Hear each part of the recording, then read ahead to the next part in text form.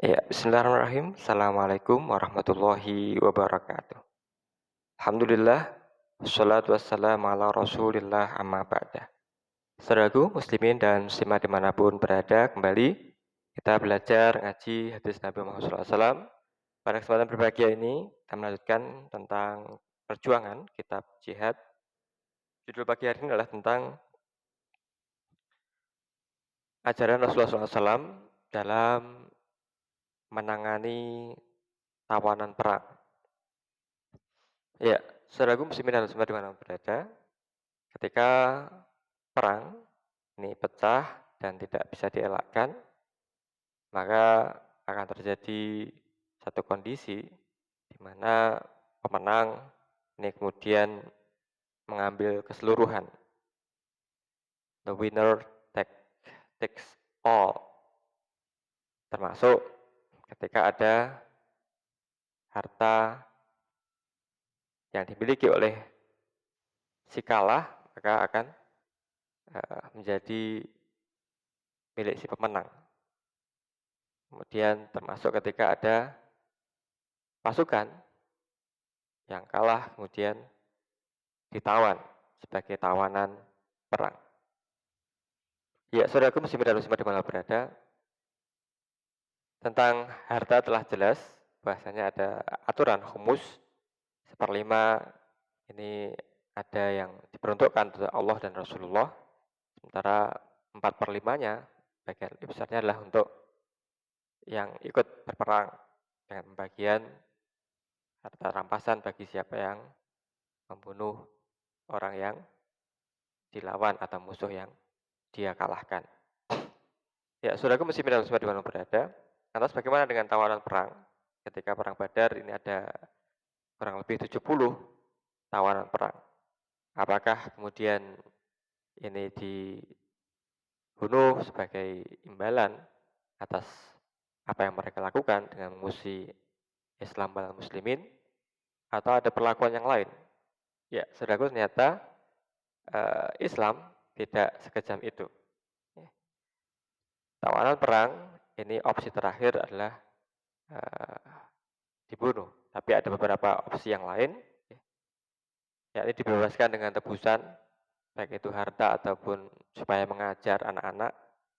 Kemudian diperlakukan dengan sangat baik dan manusiawi, bahkan para muslimin ketika ada tawanan perang, di perang Badar ini bagi mereka cukuplah makan kurma, sementara tawanan diberikan roti.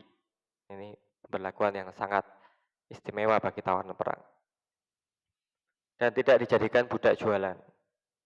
Dan bagaimana menangani tawanan perang ini diputuskan dengan musyawarah, bukan atas sekehendak pemimpin tertingginya saja, tapi dengan musyawarah, sehingga ada masukan, pendapat, dan juga pertimbangan-pertimbangan dari banyak orang.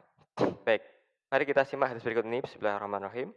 Wa'an Imran ibnu Husain radhiyallahu anhu anna Rasulullah sallallahu alaihi wasallam fada rajulaini minal muslimina bi rajulin minal musyrikin.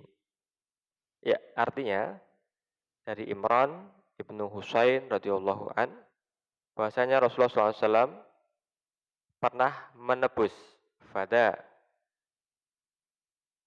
rajulaini minal muslimin, dua orang laki-laki muslim dengan seorang laki-laki musyrik, bi rajulin minal musyrikin.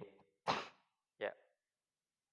Apa yang bisa kita petik hikmah dari hadis ini? Benar, bahasanya memanusiakan manusia ini adalah prinsip utama dan pertama di dalam pengembangan dakwah Islam ala Nabi Muhammad Shallallahu Alaihi Wasallam.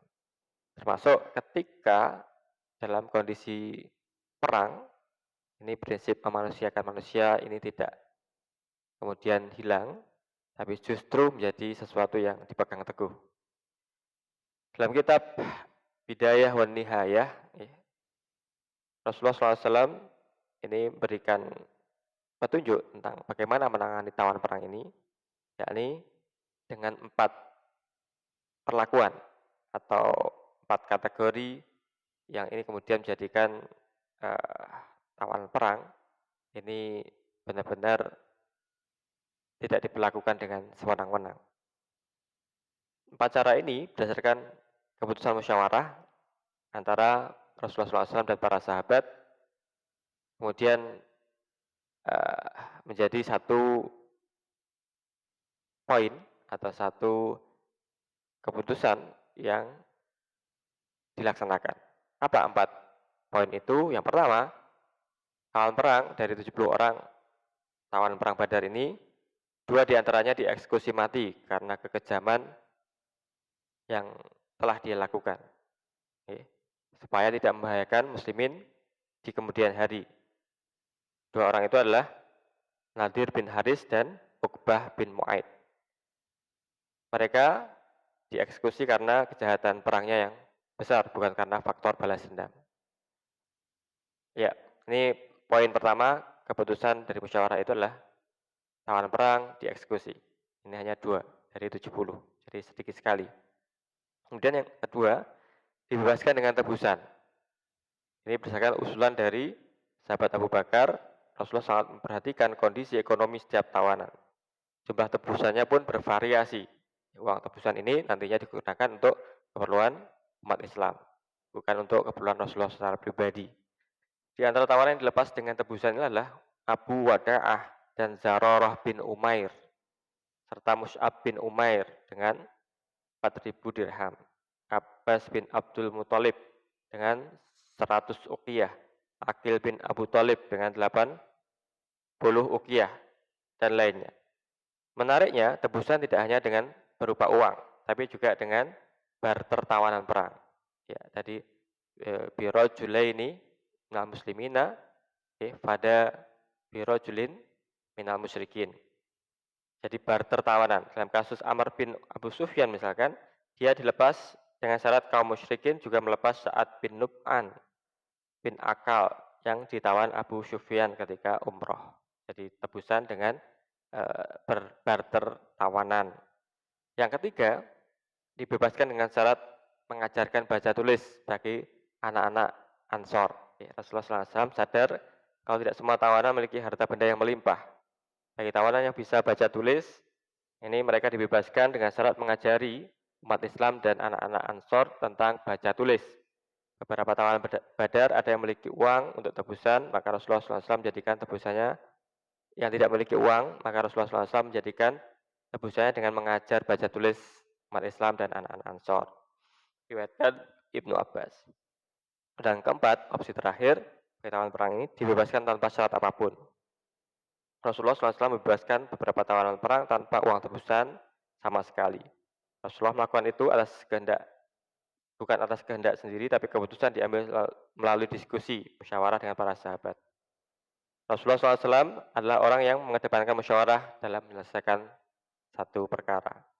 Sehingga dapat kita petik hikmah bahasanya satu permasalahan tentang tawanan perang dipecahkan dengan banyak cara dengan sesuai besar kecilnya kesalahan si tawanan perang dan potensinya untuk memberikan kemanfaatan kepada Islam wal muslimin. Ya, saudaraku muslimin dan muslimat dimana berada, inilah indahnya agama Islam mengutamakan musyawarah dan mengambil keputusan. Rasulullah SAW menghargai pendapat para sahabat yang memberikan saran, masukan pada Nabi Muhammad SAW dalam musyawarah mufakat. Ya, semoga ada manfaatnya. Inilah tata cara menangani tawanan perang. Ada yang dieksekusi karena kejahatannya, adanya 2 dari 70 itu. Ada yang kemudian dibebaskan dengan tebusan sesuai dengan kemampuan si orang tersebut, si tawanan tersebut tidak disamaratakan. Yang ketiga dengan berbarter tawanan. Yang keempat ini adalah tanpa tebusan apapun. Ya. Jadi ada 4 cara untuk menangani tawanan perang pada masa Rasulullah SAW. Semoga ada manfaatnya. Terima kasih. Assalamualaikum warahmatullahi wabarakatuh.